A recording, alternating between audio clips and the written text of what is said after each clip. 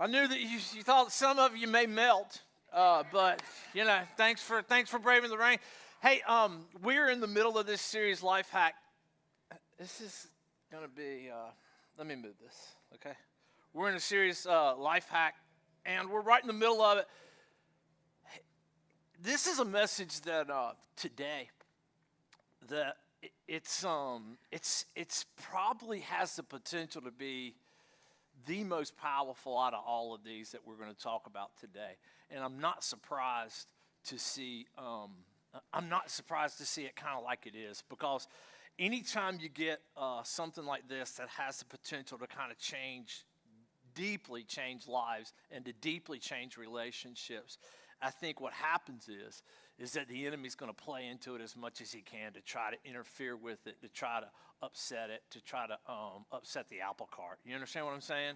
When I talk about that, ever since we've been talking about life hacks, I told Lisa the other day I may as well have been preaching on the Holy Spirit, because it seems like there's just been stuff coming up everywhere across the board for us. So it's just one of these things that when we get into it, it has that potential, and anytime it has that potential to do some really good, awesome things for God, I think that you're going to see what happens is that the enemy's going to try to move in. So be wary of that when we talk about what we're talking about today, okay? All right, moving on. How many of you, this is going to take everybody's participation, how many of you've ever joined like a gym, or you've ever bought like a piece of health, you bought like a treadmill or like an elliptical, or you read a diet book? Like you got like 2 pages into it and you're like, this is not for me. Or like, you joined the gym and you were walking through the gym and, you're going to the gym and they're showing you the pool and they're showing you the lockers and they're showing you the gazillion of TVs and all the stress and all the stress and all the treadmills and ellipticals, and you're seeing all that stuff. How many of you've ever done that? Okay. Now, one of the things that have a tendency to happen when we do that is that we start to we have this feeling, right? We have this feeling that kind of comes place that starts with us, that we start to feel better about ourselves, don't we? I mean, you actually start to feel healthier. When you're touring the gym, you're like, yeah, I'm feeling pretty good, man. I'm feeling pretty big. So you go and get you some exercise, clothes, and they're kind of tight on you, and you even feel healthier. You're like, look in front of the mirror. You're like, yeah, that's pretty good. You're like, babe, come in here. Check this out. Sun's out, guns out. Yeah, I'm feeling pretty good, right? I mean, or you're reading that diet healthy. You're reading that diet book, and you go into the pantry, and you start flimming through the pantry, and you're like, oh, that's got to go, and that's got to go, and the kids are like, Dad, Mom's going to take the potato chips and the bacon and the ice cream. She's going to take all the good food out of the house, right? Because here's the thing, and because we feel healthier when we do that, but now here's the question. Are you really healthier? No, you're not, right? I mean, you're not any healthier than you were 20 minutes before then, but you have a feeling where you kind of feel healthy, because here's what we know, and this is something that we always kind of put together and we always throw out this, because application makes all the difference, doesn't it? I mean, just because you feel something, just because you feel healthier, doesn't mean that you're necessarily healthier, right? It's why I try to stay out of home improvement stores. Because, Lisa will tell you, I'll walk through home improvement stores and I'm like, oh man, I need that tool. I don't know what I need that tool for, but I've never seen that tool, so therefore I got to have it, because I know I don't have it. Or you get into the home improvement stores and you're like, oh man, that would look so cool in our house. I think I can do that. So you buy all the stuff, and then you get home and you're like, well, I got to eat lunch. So you eat lunch and then you're like, well, I'm tired, I need a nap. And then you wake up from your nap and I'm not going to fool with it, it's too late in the day. And then it all ends up like going to the garage, eventually, because you got bags of stuff that you've never used and you never get to it. Because we know this, right? Application makes all the difference. A bucket of paint is no good if you don't apply it, right? I mean, your house doesn't look any better when the paint's still in the can. Now, here's what happens, and I don't know if we put this together sometimes, but here's what happens when we do the exact same thing in church. We come into church and we hear a message and we hear a point, or we hear a spiritual truth, or we get some enlightenment about something, or we have a problem that maybe gets solved, and we go, aha, yeah. And you walk out and you're like, yeah, feeling good. But then you don't apply it, so nothing changes, does it? Nothing changes, because we just feeling good about something doesn't necessarily get you to the place you need to get to, because it's all in application, isn't it? So when we discuss these life hacks this morning, and when we discuss this particular life hack this morning, we're going to get into what I call the bedrock of all relationships. And the bedrock of all relationships is this idea of trust, right? That trust is the bedrock of all relationships. Now, what happens with us, and what's going on, what we're going to talk about this right here, is that when we're able to trust somebody, when we're able to trust, I'm not talking about trusting God, okay? That's a totally different sermon series. I'm talking about relational trust.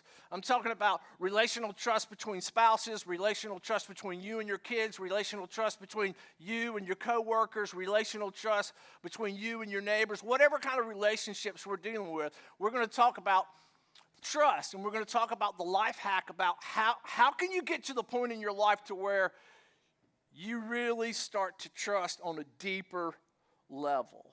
How can you get there? Because here's the problem when it comes to trust for some of us, all right? And I know this because I've dealt with this on a personal level. When Lisa and I first started dating, I had trust issues, and I had to work through some of those trust issues when it came to this idea, because I've just, the way I was raised and some other things got in the way of what I was doing. And that's exactly what happens to a lot of us. And here's what happens, and here's why sometimes we can't trust the way that we want to, or the way that we're able to. Because here's the thing that you and I need to talk about, and this is Pastor Scripture's coming up. Paul talks about this idea of trust and love, and he interchanges the two. He's saying an intricate part of love has to do with trust. And you'll never have a complete picture of love if you can't have a complete picture of trust. Trust is the bedrock that love is built upon when we talk about relationships. All right? But here's what happens to us, right? We can't trust sometimes in relationships because of two things. The first one is this: what you see. Right? You're involved in a relationship, and what you see is not what's adding up. Like, you told me you were going to do this. You said you were going to do that. You said you were going to clean up your room. You said you were going to be here at 5:30. You said you were going to do this with the budget. You said this. You said that. You said this. And then you didn't follow through. So part of the reasons we have a hard time trusting is because of what we see. The other part of the reason that we have when it comes to trusting in relationships is this: who you are. You were raised in a certain family, right? And your mom wasn't ever there, or your dad wasn't ever there, or your parents were absent in the relationship, and now that you have like these abandonment issues, or you had that first marriage where when he said I do, he didn't mean I do, he just meant okay.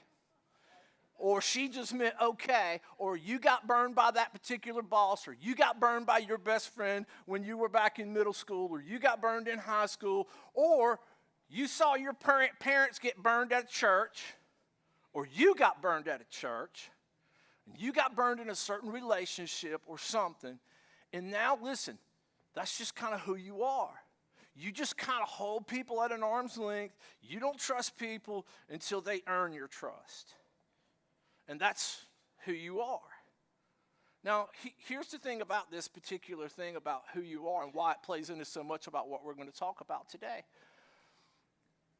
If you're like this, the best thing you can do, and if you don't get anything else out of this message today, get this: the best thing you can do is admit it. Just admit it. Listen, because If you admit it, that's application. Right? The first part of recognizing a problem in our life is owning it.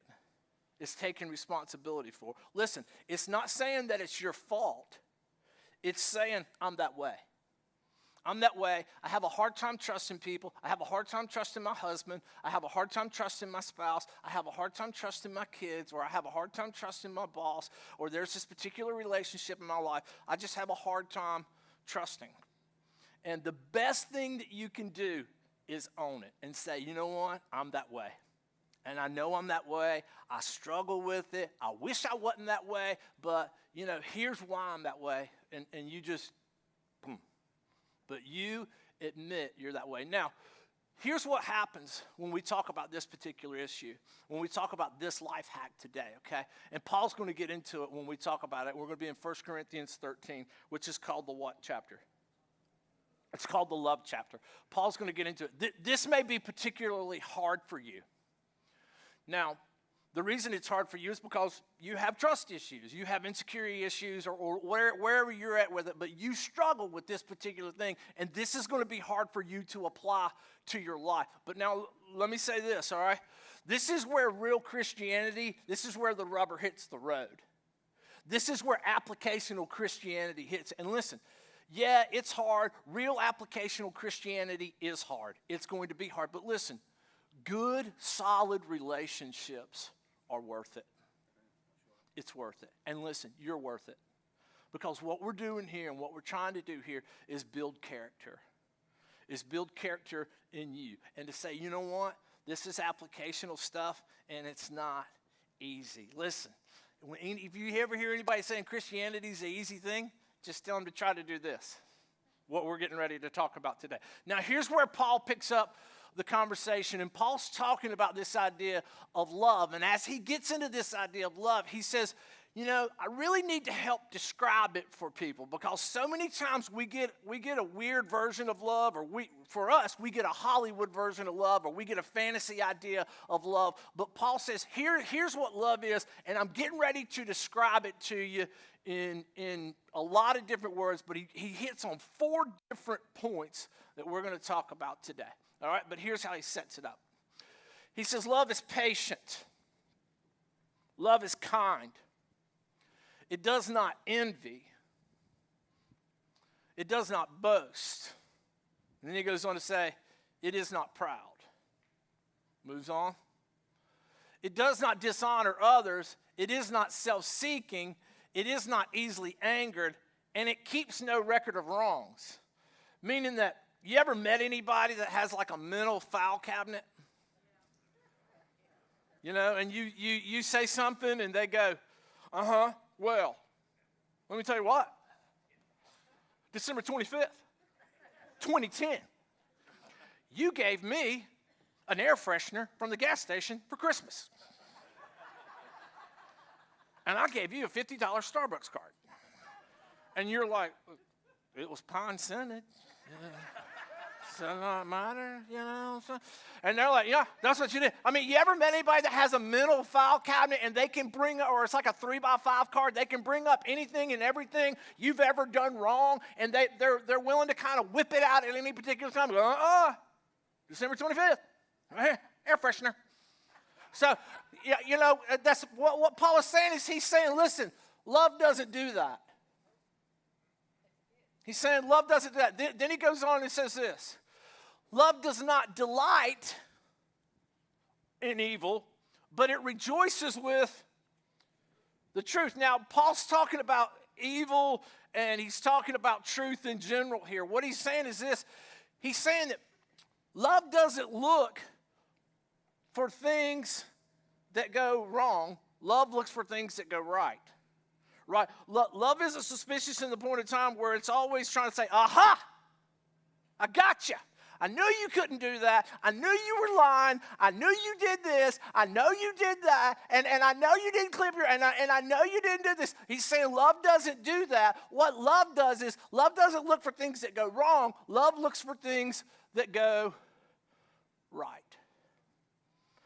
Then Paul gets to this point to where he's building up, and he says, I want to give them these particular things. And this is where he sets it up. He says, it always protects. Love always, there's our word, always trusts, always hopes, always perseveres. You know what always means in the Greek? Yeah. Now, I don't know about you, but here's my first thought when I read that. Always. Man, that's pretty radical. I mean, always? Really? Always? And Paul goes, always. Always. I mean, that's pretty counterculture, isn't it? When Paul says it always does this, meaning, and this is my interpretation, this is Pastor Scott's interpretation of this verse. It always protects the integrity of the relationship. Meaning, remember what we talked about a couple of weeks? If it's more important to you to be right,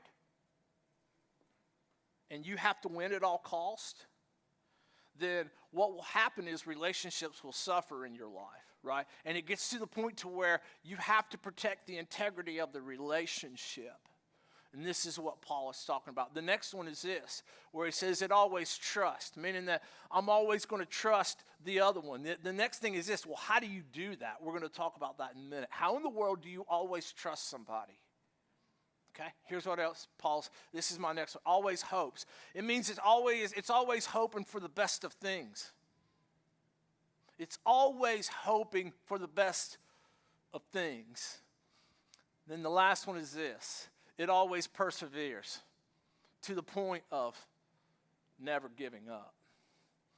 Now, this is where I want to give you three things about these 4 points, okay? I want to give you 3 things. I'm going to run through them fairly quick. The first one is this. When we talk about this particular passage of Scripture, love gives the other person the benefit of the doubt. We talk about this a lot. It means this, when I hear somebody say something, and when I hear something going on, my first inclination is not going to be to think about what's wrong, or to think about trying to catch you, or to think about trying to pin you in a corner, or to think about trying to show you up. I'm going to do my best to give you the benefit of the doubt. Why? Because that's what love does. Love gives the other person the benefit of the doubt. Okay? I'm going to move on real quick because I'm feeling an angst starting in the crowd. The natives are getting restless, and I know where you're going with this, okay? Love looks for the most, and I love this word right here, generous explanation for the other person's behavior. Love looks for the most generous explanation for the other person's behavior, all right? So let me say it to you like this, and let me give you this example. You're in a relationship with your spouse, or you're in a relationship with your children, you're in a relationship with your boss or coworkers, all right? And you have expectations in that relationship, don't you? That's not a trick question. You got expectations, don't you? Okay. You have expectations, and then your expectations are here, but then their explanation comes in here. And there's a gap. I call it the gap of great uncertainty. You said this, and yet you did this. You said you were going to be home at 5:30, and I'm hearing the garage door going up at 7:30. Right? You said we were going to keep a budget, and we were going to mark down everything, and then now I'm seeing that you're not keeping the budget, and you're not marking down everything. All right? Because there is a gap between what you said and then what happened. Right? There's the gap of uncertainty. And what Paul says is this. Paul says love always defaults to the most generous explanation that you can come up with.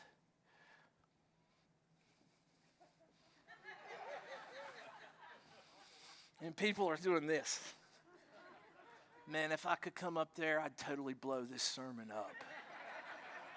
Oh my God. I'm going to get to you. Just hold your thought, okay? But he's saying this. In every relationship you have, every relationship I have, there are expectations that you have of your spouse. There are expectations that you have of your children. There are expectations you have of coworkers and bosses and people that you do life with. And then what happens is they come in here and they fall short of that expectations, but yet I have an explanation. So what Paul says is love always looks for the most generous explanation. Now here's what happens sometimes when we go, it's your choice, and here's what I say, it's your choice what you put in that gap.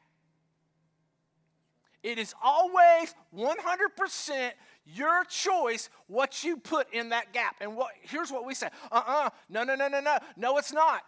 Because they forced me. They forced me to think the worst. They forced me to think this way. Because time and time again, they've said this, but they've done that. They've said this, but they've done that. And what Paul says is this: love always protects the integrity of the relationship. Love always bends. Love always hangs in there. Love always perseveres. To which you and I go, I don't like this Christianity stuff all of a sudden. I'm having some real issues with Paul. Because there's gaps at home. I asked you to clean up your room. My daughter's somewhere back there hiding. How come your room's not clean? There's a gap. Paul says love looks for the most generous explanation. Now listen, and this is what, and at work, you told me that I would get this, and therefore, but I'm not getting that. What's happened? There's a gap. And when there's a gap, we choose what goes in the gap. Every single time we choose. Nobody can force you to put something in that gap that you don't want to. That's all on you and me. Okay, the third one is this. Love picks trust over suspicion. This is probably the hardest of them. Because here's what happens to people in relationships that are dealing with folks that are habitually suspicious. All right, when you're habitually suspicious of somebody, what are you doing on your phone? Who are you texting? Why did you sit next to her? Why did you sit next to him? Show me your phone. I want to see this. I want to see that. Why did you come in 2 hours late? Why did you say this and do this? Tell me why. Why? I want to know why. No. I don't want to know. Blah, blah, blah, blah, blah, blah, blah, blah, blah, blah, blah, blah. And what happens is, and we don't realize this, but what happens is this. Constant habitual suspicion in a relationship will shut that relationship down. Because what happens, and this is how we are all wired, right? God created us to be in relationships, didn't he? We're relationship beings, meaning this. We have a tendency to go to places where we feel accepted.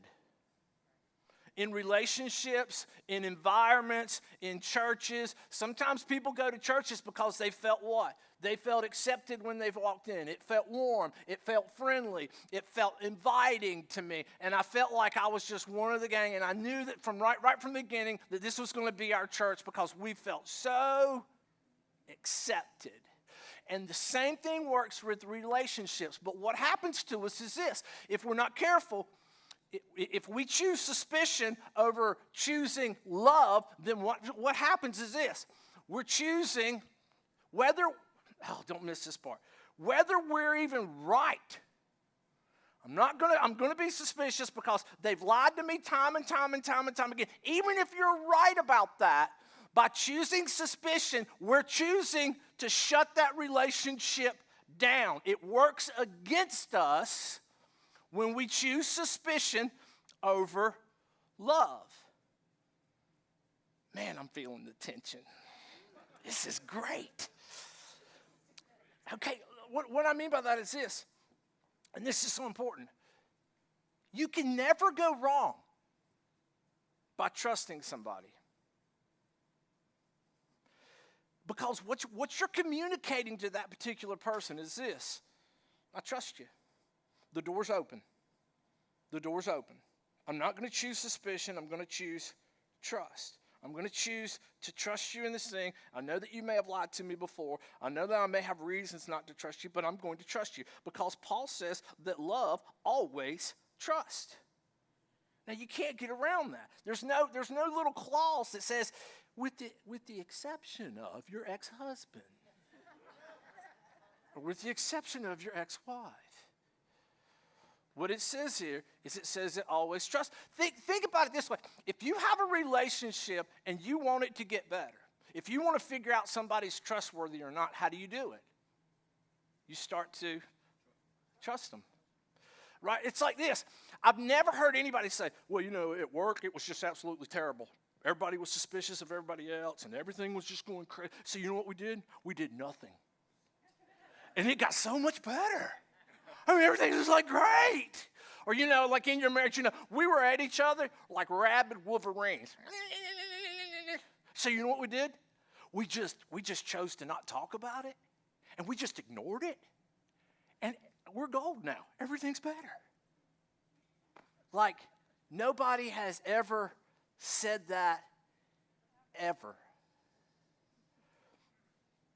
So what Paul is saying here, when we communicate suspicion, when we communicate that, we are shutting the door on that relationship. Now, I'm going to get to what everybody's been wanting me to get to. What do you do with somebody and you just can't trust them? You've given them time and time again. You've given them so much rope, they've hung themselves with it, right? You've extended grace. You've extended grace. You've extended grace to where you are graced out, man. To where you're just like, I'm done. I can't do this. I can't do this anymore. I've given them trust. I've given them trust. I've tried to. I really have, Pastor Scott, because let me tell you what, if I could come up there and tell you my story, if I could come up there and give 2 minutes, I would tell you a story, and all of y'all in here would be going, oh, yeah. Oh, well, listen, you're the exception to the rule then. You're totally the exception to the rule. Because people would say, if I could just tell you about my ex-husband, or if I could just tell you about my ex-wife, if I could just tell you about my dad, or if I could just tell you about my 16-year-old son, if I could just tell you about them, I'm just going to tell you, you would sing a different tune. It wouldn't be all this always trust, always trust, always trust. And I would say the same thing. If you want a relationship to get better, and you want things to be better, you always want to have an open door in a relationship, then you always have to trust. Is it easy? No. Now, when you do get to the point to where you can't trust, you with me? This is what we've been waiting for. When you get to the point where you can't trust, you got to do this. Okay, keep going. When you can't choose trust, you must choose to confront.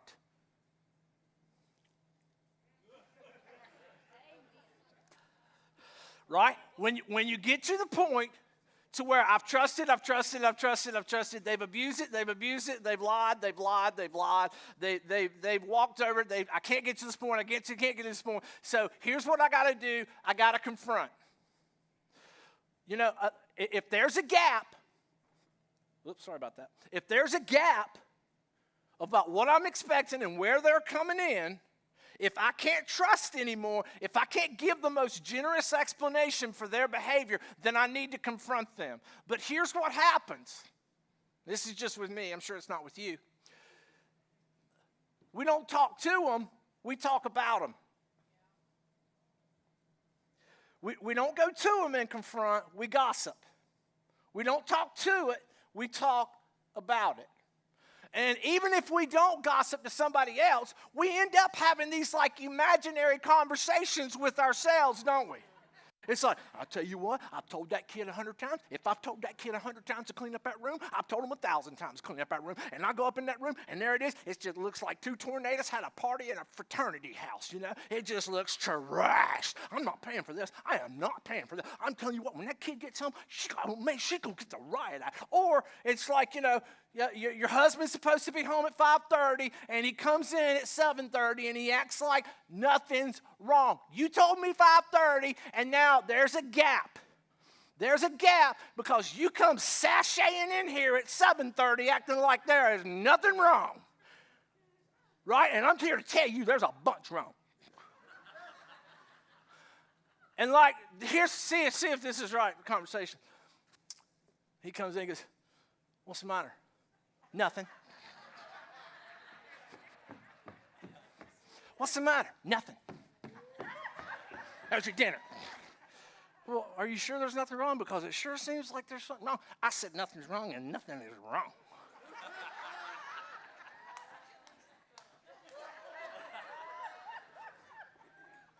Feel like I could pinch your head right off. So I tell you one thing, nothing wrong. I tell you something's wrong. I tell you something's wrong. I know when something's wrong. What's the matter, honey? Oh, nothing. Right? Or you know, guys, you do this too, right? She makes you mad, right? So you just say, I'm going to the home improvement store where I'm going. I spent about $150 on tools I don't even need. I just ain't go talk to her for 3 days. Right? And we go, what's the matter? Nothing's the matter. What's the matter? Nothing's the matter. What's the matter? Nothing's the matter. Well, something's the matter. You daggone right, something's the matter. Let me tell you what. And then all of a sudden, boom, it blows up. The dog goes and hides. Paint, is peeling off the walls. The ground's shaking. Right? And all of a sudden, there's this huge explosion about something was really the matter. Something was really wrong. But here's the thing. We won't choose to confront, and we need to learn to confront. Now, here's the other reason we won't confront, because we say this. I'm just not good at it. I just don't like confrontation. I just don't want to go there, because I'm just not good at it. I don't want to upset the apple cart. Listen, there's only about 5 to 8% of the people in the world that love confrontation. Right? That love it. I mean, you ever been confronted by one of them? It ain't fun, is it? It's like they bring a red pen, they bring 3 lawyers, 2 witnesses, an iPad, and they're just like, they just ascend on you, and you're like, good Lord. So here's the thing. If you've ever done this before, if you're not good at confrontation, 9 out of 10 times means you'll probably be pretty good at it. Because you'll exercise more grace into going into it. And here's how the life hacker, here's how the conversation should go. I want to trust you, but I'm finding it hard to. Because you said you were going to be home at 5:30 and it's 7:30. Was there an accident on the freeway? Did you get caught up on a call? What happened? You see, that's so much better than no.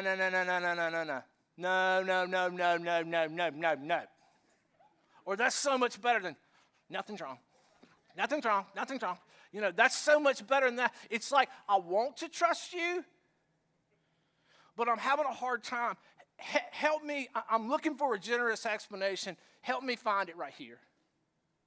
You see, that's way better, and this is what Jesus is talking about in Matthew chapter 5 and in Matthew chapter 18. Jesus gives these 3 simple steps for this particular thing that goes on for confrontation with people. And he never does that with anything else. It's not like Jesus says, okay, raising kids, 1, 2, 3, 4, 5. Do these 5 and you'll have perfect children. Jesus never says that. But when it comes to confrontation, Jesus does give us a 1, 2, 3 step. Why? Because it is so important to relationships. If there's a gap, have a conversation. If there's a gap and you can't trust them, you need to have that conversation with them. I'm telling you, it does so much more for relationships when we can talk it out than just try to ignore it. Or we just end up talking to ourselves about it, or we talk to others about it. Now, that being said, okay, I want to give you 4 life hacks this morning, and I'm actually going to close with this. 4 life hacks, okay, that come to this whole idea about trusting others, and it comes, how do you trust people? How do you do it well? All right? And then when there's a gap, the gap of uncertainty, how do you get to the point to where you can always bend, to where you can always hang in there and persevere, to where you can always pull for the relationship, to where you can always keep the door open? Because relationships are vital to us, aren't they? Our marriages are vital. Our relationships with our children. We don't want to get into the point to where our children feel like that we don't trust them. And we always want to keep that door open with our children and with the people that we love and that we do life with. That's why it's so important to have conversations. So here are the 4 life hacks that apply to this idea of love and trust, because like we said earlier, they're so intricately tied together, aren't they? Okay, here's the first one. When there's a gap between what I expected and what I experienced, I'm going to believe the best. Listen, this is the difference between being proactive and reactive. Proactive says this: I'm going to go into this relationship with this thought. I'm going to go ahead and prepare myself with this thought. I'm going to expect the best. I'm going to give the most generous expectation. Rather than being reactive to something, I'm going to be proactive. I'm going to grab a hold of this thought going into this relationship, and I'm going to believe the best. As hard as it is, and I mean it's hard, but Christianity's not for the weak at heart. As hard as it is, I'm going to choose to believe the best about why you said what you said, why you did what you did, what time you came home, why you didn't put that down in the budget, why are you texting that particular? I'm going to believe the best. Next one. When other people assume the worst about you, I will come to your defense. If somebody comes to me and they say, let me tell you about so. You go, whoa. Back that horse up. Okay? How do we not know that this didn't happen or that didn't happen? How do we know that, listen, we just can't jump to conclusions here. We just can't jump in here and just say, well, that has to be it. All right, I'm not going to do that. I'm going to make a guarantee. If you and I are friends, you and I are church peeps, you and I work together, you and I do school together, you and I do life together, then here's my guarantee with you. If somebody ever comes to me, I'm going to shut it down. I'm not going to listen to the blah, blah, blah, blah, blah, yada, yada, yada, yada, yadas. I'm not going to listen to all that. I'm going to say, listen, before it all goes there, why don't you and I go and talk to them right now? It'll shut it down real quick if you start doing that. I guarantee you. But then you know what will happen? Either people will quit coming to you with it, or, which is a plus, or things get reconciled. Because here's the deal, right? Put yourself in the other situation. If you were the other person and somebody had a problem with you over something you did, wouldn't you want that person to come to you and say, why did you do this? Well, why did you say that? What's going on in your head that this happened? And then you would go, well, here's what happened. I had a fight with my wife before service, and, that's why I was short to you.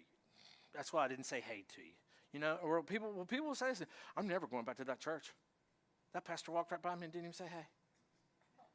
And I'll go, did you say hey to me? Well, no. Well, wait a minute. So, but then you come to me and you go, why didn't you say hey to me? Well, I'm ADHD, and I saw a mosquito go by my face, and I got totally distracted. Then I started thinking about Star Wars, and after that, I was totally lost. Okay. But, don't you want people to come to you to kind of clear that up? So this is what, when we talk about this idea, if anybody ever comes, listen, as a church family, we're going to have each other's back, right? If there's a problem, if there's a gap, urge that person, go have a conversation with them, All right, let's get to the bottom of it. Let's get it reconciled. All right, here's the third one.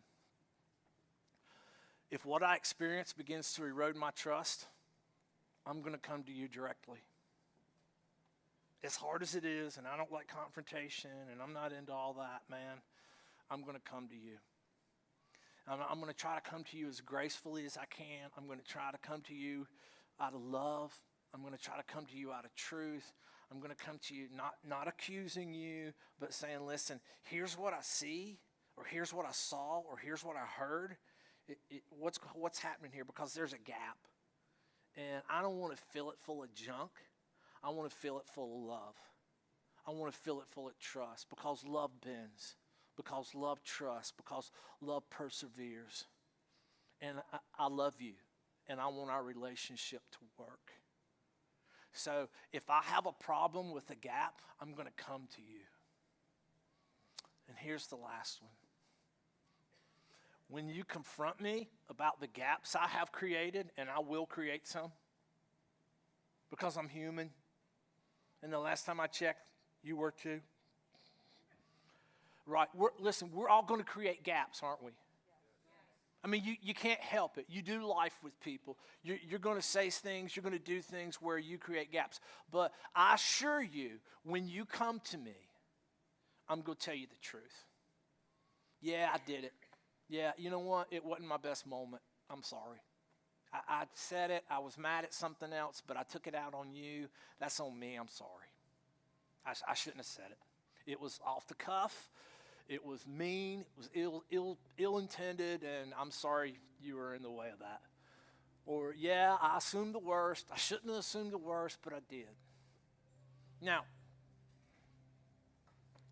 if you're one of these people that struggle with this, you struggle with trust in general. Maybe you got some insecurities. Maybe it was how you were brought up. Your dad walked out on you. Your mom walked out on you when you were earlier, and you just kind of deal with trust issues. Listen, that's okay. That's what we're here for, right? No perfect people allowed, right? If you struggle with that, I urge you to do this. Own it. Own it. When you get alone today, look in the mirror or do it in the car and make sure somebody's next to you that's watching, because it'll freak them out if you do this. They'll give you a wide girth when you're driving down the road the rest of the way. Look in the mirror or just say yourself, I have a problem trusting people. And then say it again. I have a problem trusting people. Then say it one more time. I have a problem trusting people. And I need help getting better at that, Father. I want to try to start trusting people, and I want to try to start getting to this point to where I don't put junk in the gap, but where I put love in that gap, where I put trust in that gap, where I persevere in that gap. But I'm going to need your help. And help me when I have a problem to go to people and say, I really want to trust you, but I'm having a hard time with this. Can you help me with this? Or say this, help me understand this. Help me understand that. And for the other people, you're like too trusting, right? Like you pick up hitchhikers and stuff, like, guys with like axes hanging, and you're like, hey, come on in, get in the car. Right? I mean, you're like way too. For each of us, doesn't matter who you are, you probably have that one relationship, though, where there's a little angst, where there's something that's there that needs to kind of be ironed over. It needs to be worked through. Maybe it's with your brother-in-law. Maybe it's with a coworker. Maybe it's with an old boss. Maybe it's with an ex. To where you need to have this conversation with them, as uncomfortable as it is, and say, Father, help me to have this conversation with them. Because I want to love them. I want to love them in the complete picture of love that you gave me. And I want to get to that point to where I can have this in my relationships, because this is what God wants for us. Love always protects. It always trusts, right? It always perseveres. Love bends. Love pulls for the integrity of the relationship. As a Christian, listen, that's what we're called to do. That's where God's calling us to do. And this morning, if you struggle with that, I want you just to own it and just say, man, I struggle with it, but God, Father, I need your help. Would you join me right now? We're going to go to the Lord in prayer, and I just want you to pray, okay? Pray with me this morning as we talk about this idea of this life hack of trust, okay? Let's pray. Father, in the name of Jesus, I know that there are some in here that they just struggle with trust, and it may be because they're a product of a family or an environment like they were as a children, and they've just kind of carried that with them. And Lord, through no fault of their own, sometimes we just have to lean into stuff of how we are. And it's not necessarily about learning new things as it is unlearning old things and old habits. Father, I pray for those this morning that are struggling with that peace in their relationships. Father, help us to love better, to love bolder, to love brilliantly, the way that Christ did. We're not perfect, as you know, but we want to strive for this perfect picture of love in our lives, with our relationships, with our children and with our spouses, with grandparents, with grandkids, with bosses and coworkers and classmates and students. Father, help us, I pray, to do this all for your glory. Lord, we ask this in the precious name of Jesus. Amen.